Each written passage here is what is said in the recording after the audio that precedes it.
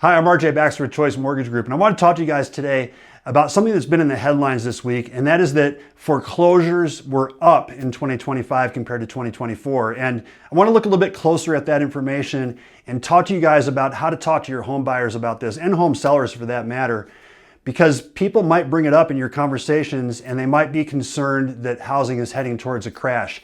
So let's look closer at this information. First of all, understand that this is released by news sources and they want to get eyeballs on headlines. They want to get clicks. They want to get views.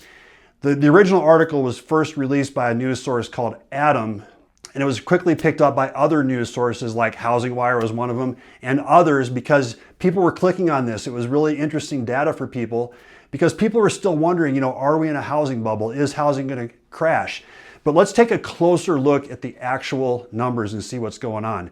This is a chart of foreclosures over the last 20 years, both the number of foreclosures and as a percentage of total homes. And you can see that compared to 2024, there was only 0.03% more foreclosures as a percentage of the total number of houses in 2025.